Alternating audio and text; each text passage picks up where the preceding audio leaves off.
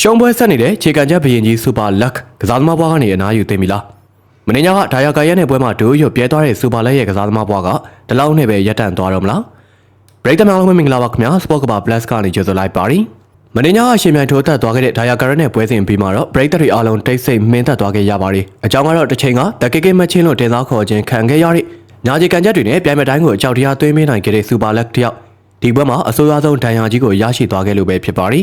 တရင်တွေရဲ့အထူးအတည်ပြုချက်တွေအရစူပါလက်ကဒိုးရွဆုပ်ပြဲသွားတဲ့ဒဏ်ရာကိုရရှိသွားခဲ့တာတေချာသွားခဲ့ပြီဖြစ်ပြီးမကြခင်မှာပဲခွဲစိတ်ကူးမှုအကြီးစားကိုမဖြစ်မနေခံယူရတော့မှာဖြစ်ပါတယ်။ဓာတ်ခိုက်ကစားမတယောက်အတွက်ဒိုးရွပြဲတယ်ဆိုတာတာမန်ဒဏ်ရာလုံးဝမဟုတ်ပါဘူး။ဒါကစားမတိုင်းတွေးကြည့်ုံနဲ့တင်ကြောချမ်းရတဲ့ကစားသမားဘွားကိုအဆုံးသတ်ဖြစ်နိုင်တဲ့အထိကြောက်စရာကောင်းလွန်းတဲ့အိမ်မက်ဆိုးကြီးတစ်ခုပါပဲ။ကျွန်တော်တို့မြန်မာပရိသတ်တွေနဲ့ယင်းနေပြီးသားဥပမာတစ်ခုကိုပြရရင်အရင်ကကျွန်တော်တို့ရဲ့ကနဝင်ဖိုက်တာကြီးအောင်လာအန်ဆန်ဖြစ်ခဲ့မှုတဲ့ဒဏ်ရာမျိုးစစ်စစ်ဖြစ်ပါတယ်။ကိုအောင်လာအန်ဆန်ဒီတန်ရာရခဲ့တော့မှဆိုရင်ခွဲစိတ်ပြီးတော့အနည်းဆုံး6လလောက်ဘာမှလုပ်လို့မရဘဲနဲ့အနားယူခဲ့ရပါပြီ။6လပြည့်လို့လမ်းပြန်ရှောင်းနိုင်လေးချင်ငံပြန်လုံးနိုင်ပြီဆိုရင်တော့မှအရင်ကလိုပုံမှန်နေထားမျိုးယုံကြည်မှုပြည့်နဲ့ပြန်လဲထိုးသတ်နိုင်တဲ့အနေထားမျိုးကိုပြန်ရောက်ဖို့အတွက်အချိန်နဲ့ချီပြီးတော့ကြာမြင့်ခဲ့တာကိုပရိသတ်တွေမှတ်မိကြအောင်ပါပါ။အောင်လာလိုတမ်မလီစိတ်သက်ရှိတဲ့သူတော်2နှစ်နီးပါးအချိန်ယူခဲ့ရတာဖြစ်လို့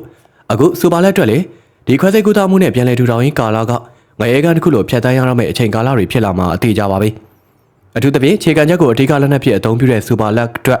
ဒိုးရွခွဲစိတ်ရရေးဆိုတာသူ့ရဲ့အဓိကလက်နက်ကြီးကိုရိုက်ချိုးခံလိုက်ရတာနဲ့အတူတူပါပဲဒီတိုင်ယာကြီးကစူပါလက်ရဲ့ဘန်နဝေတန်းကစားမဘွားခီးစဉ်အတွက်တော့တကယ်ကိုရက်ဆက်လုံးနဲ့အဆုံးသတ်ကြီးတစ်ခုဖြစ်သွားစေခဲ့ပါရီဘန်နဝေတန်းကိုတက်လာပြီးကြတဲ့ကစူပါလက်ရဲ့ခြေနေကလုံးဝကိုအဆင်မပြေခဲ့တာအားလုံးဒီပါသူဘန်နဝေတန်းမှာစုစုပေါင်း9ပွဲကစားခဲ့ပါရီအဲ့ဒီ9ပွဲမှာတပွဲရဲသာအနိုင်ရရှိခဲ့ပြီးကျန်တဲ့4ပွဲစလုံးကိုအရှက်တကွဲရှုံးနေထားခဲ့ရတာပါဖလိုင်းဝေတန်းမှာတော့ပြိုင်ဘက်ကင်းဖြစ်ခဲ့ပေမဲ့ဘန်နဝေတန်းကိုရောက်လာတဲ့အခါမှာတော့ပြိုင်ဘက်တွေရဲ့ကိုယ်ကာယကြီးမားမှုရိုက်ချက်ပြင်းထန်မှုဖိအားပေးဝင်လုံးမှုတွေကိုသူဘလုံးမတောင်းခံနိုင်စွမ်းမရှိတော့တာကိုအထင်းသားမြင်တွေ့ခဲ့ရပါရီဒါယာကာရဲ့ပွဲမှာဆိုရင်လည်းပြိုင်ဘက်ရဲ့အဆက်မပြတ်ဖိအားပေးမှုတွေအနီးကပ်လုံထိမှုတွေကြားထဲမှာစူပါလက်ရဲ့ဒူးစစ်ကဝင်ပြီးတော့အခုလိုဝမ်းနည်းစရာဒဏ်ရာကြီးရရှိသွားခဲ့တာဖြစ်ပါရီဘန်နဝေတန်းကပြိုင်ဘက်တွေရဲ့တန်ကိုသူ့ရဲ့ခန္ဓာကိုယ်ကလက်မခံနိုင်တော့ဘူးဆိုတာကိုဒီဒဏ်ရာကသက်သေပြသလိုက်တာပါပဲအခုဆိုရင်ပရိသတ်တွေနဲ့ကြောင်းကျင်သူတွေကြားမှာအကြီးကျယ်မေးခွန်းထုတ်စရာဖြစ်လာတာကခွဲစိတ်မှုအောင်မြင်လို့ပြန်ကောင်းလာခဲ့ရင်အောင်စူပါလက်အနေနဲ့ဘန်နဝေတန်းမှာဆက်ကစားဖို့ဖြစ်နိုင်ပါအောင်မလားဆိုတာပါပဲအဖြေကတော့ရှင်းပါတယ်လုံးဝမဖြစ်နိုင်တော့ပါဘူးသူ့အနေနဲ့သူ့ရဲ့အောင်မြင်ဆုံးချိန်ကာလတွေကိုဖြတ်တန်းခဲ့တဲ့သူ့ရဲ့ကိုကာယာနဲ့အသင့်တော်ဆုံးဖြစ်တဲ့ flyweight တန်းကိုမဖြစ်မနေပြန်ဆင်းပြီးတော့ထိုးတက်သိနေပါပြီ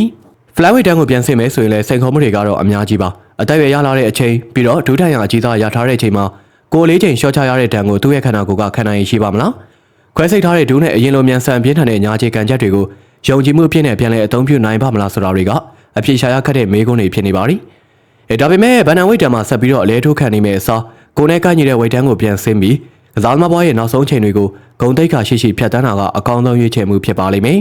ဒီနေရာမှာညင်ပွားစရာအချက်ကတော့စူပါလက်ဖလိုင်းဝိတ်ကိုပြန်ဆင်းတာကဘန်နန်ဝိတ်ကပြိုင်ဘက်တွေကိုကြောက်လို့ထွက်ပြေးတာလားတချို့ကတော့ဒူးတိုင်ယာကိုအကြောင်းပြပြီးအရှုံးတွေကနေထွက်ပြေးဖို့ကြံနေတာအခုချိန်မှာဖလိုင်းဝိတ်ကိုပြန်ဆင်းလဲအရင်လိုလွှမ်းမိုးနိုင်မှာမဟုတ်တော့ဘူးကစားသမားဘွားနေအနားယူလိုက်တာမှပို့ပြီးတော့ဂုံတိတ်ခါရှိအောင်မယ်လို့ဝေဖန်နေကြပါရီ